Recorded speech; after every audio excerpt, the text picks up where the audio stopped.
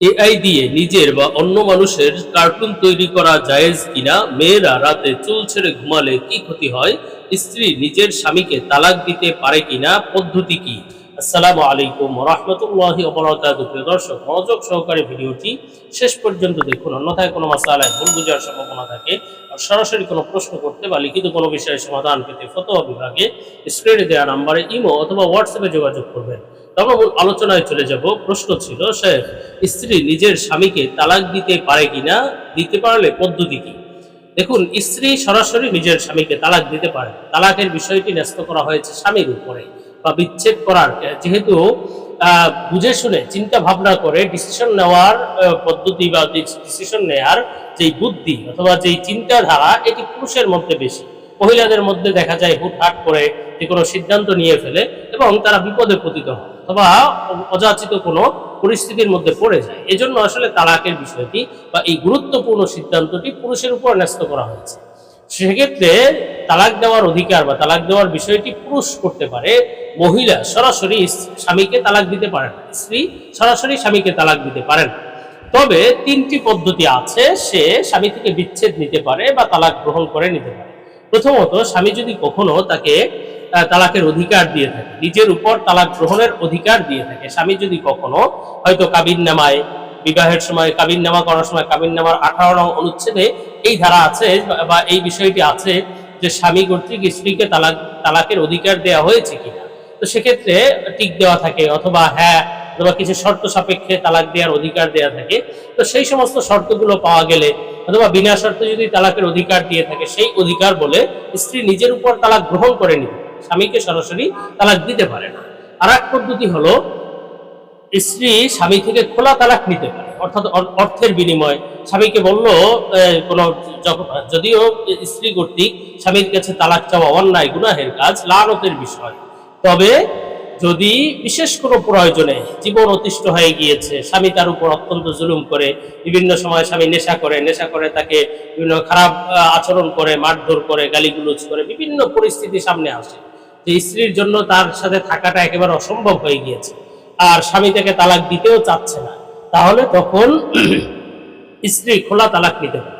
হয়তো অর্থের বিনিময়ে, যে আমি তোমাকে এত টাকা দিব, তুমি আমাকে তালাক দিয়ে দাও। অথবা বললো যে মোহরানা লাগবে না, মোহরানা মাফ করে দিলাম, তুমি বিনিময়ে তালাক দিয়ে দাও। এই ধরনের বিভিন্ন চুক্তির মাধ্যমে তালাক গ্রহণ করা, খোলা তালাকের মাধ্যমে স্ত্রী তালাক নিতে পারে।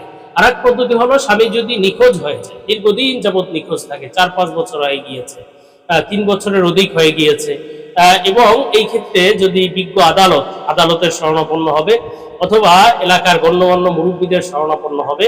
যদি স্বামীর আর ফিরে আসার সম্ভাবনা না থাকে, তাহলে তখন স্বামী স্ত্রীর মধ্যে বিচ্ছেদ ঘোষণা করে দিবে।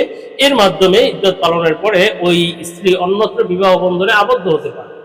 এই পদ্ধতিগুলো, অথবা বিজ্ঞ আদালত যদি কোনো নিরপেক্ষ এবং দিনদার আদালত, জাজ, এরা যদি থাকে এবং বিশেষ বিবেচনায় যদি স্বামী স্ত্রীর মধ্যে বিচ্ছেদ ঘোষণা করে, তাহলে এর মাধ্যমেও তালাক কার্যকর হতে পারে বা বিচ্ছেদ হতে পারে।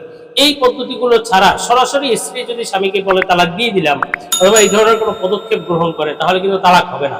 আবার অনেকে বর্তমানে ডিভোর্স দেয়, সরকারিভাবে ডিভোর্স লেটার পাঠিয়ে দেয়। তো সেক্ষেত্রে যদি স্বামী কর্তৃক তালাকের অধিকার দেয়া থাকে, তবেই কেবল ডিভোর্স লেটার বা ডিভোর্সের এই তালাক কার্যকর হবে, তাও বিভিন্ন শর্ত রয়েছে।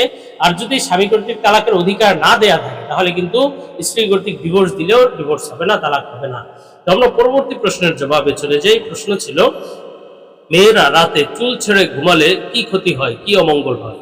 দেখুন, মেয়েরা রাতে চুল ছেড়ে ঘুমালে বিশেষ ক্ষতি হয়ে যাবে, অমঙ্গল হয়ে যাবে, অভাব অনটন দেখা দিবে, অথবা স্বামীর হায়াত কমে যাবে, এই ধরনের অনেক কথা প্রচলিত আছে। তবে এই কথাগুলো আসলে শরীয়ত সম্মত নয়। ইসলাম, কোরআন, হাদিস এগুলো সমর্থন করে না। এগুলো কুসংস্কারাচ্ছন্ন কথা, সুতরাং এগুলোতে বিশ্বাস করা যায়। কিছু হওয়ার সাথে, অমঙ্গলের সাথে চুল ছেড়ে ঘুমানোর সাথে কোনো সম্পর্ক নেই। যদি স্বাচ্ছন্দ্য মনে করে চুল ছেড়েও ঘুমাতে পারে একজন মহিলা, আবার স্বাচ্ছন্দ্য মনে করলে বেঁধেও ঘুমাতে পারে, এতে কোনো বাধ্যবাধকতা নেই। তো আমরা পরবর্তী প্রশ্নের জবাবে চলে যাই। প্রশ্ন ছিল, এআই দিয়ে নিজের বা অন্য মানুষের কার্টুন তৈরি করা জায়েজ কিনা? দেখুন, বর্তমানে বড় এক ফিতনা দেখা দিয়েছে। এআই এর মাধ্যমে নিজের কার্টুন তৈরি করে, নিজের সাথে অন্যেরও কার্টুন তৈরি করে, তারপরে দুইজনের ছবি দিয়ে দেয়, নিজের ছবি দিয়ে দেয়, অন্য কোনো মহান ব্যক্তির অথবা বড় কোনো প্রসিদ্ধ ব্যক্তির ছবি দিয়ে দেয়, উভয়ের একটা মিলিয়ে কার্টুন তৈরি করে। এই যে কার্টুন ভিডিও তৈরি করা, নিজের ছবিকে, নিজের অবস্থাকে, নিজের চেহারাকে চেঞ্জ করে ফেলে এই কার্টুন ভিডিও তৈরি করা কখনোই জায়েজ না। কেননা লা তাবদীলা লিখালকিল্লাহ, আল্লাহ তাআলার সৃষ্টিকে পরিবর্তন করার অধিকার কোনো মানুষের নেই, কারণ সুতরাং নিজের যেই অবয়ব আছে, নিজের যে চেহারা আছে বা নিজের যেই অবয়ব, এটার উপরে যে সন্তুষ্ট নয়, সেই কেবল তার অন্যরকম অন্য কার্টুনে তাকে কিভাবে দেখা যায় এই চিন্তা তার মাথায় আসে। নিজের চেহারায়, নিজের অবস্থায়, অবয়বে সন্তুষ্ট, আল্লাহ তাআলার সৃষ্টিতে সন্তুষ্ট, সে কিভাবে নিজের চেহারাকে পরিবর্তন করে তারপরে দেখতে চায়, এটা জায়েজ নেই, এটা উচিত নয়, এটা অবশ্যই অবাধ্যতার অন্তর্ভুক্ত। সুতরাং নিজের ছবি বা অন্যের ছবি এভাবে কার্টুন তৈরি করা থেকে বিরত থাকতে হবে।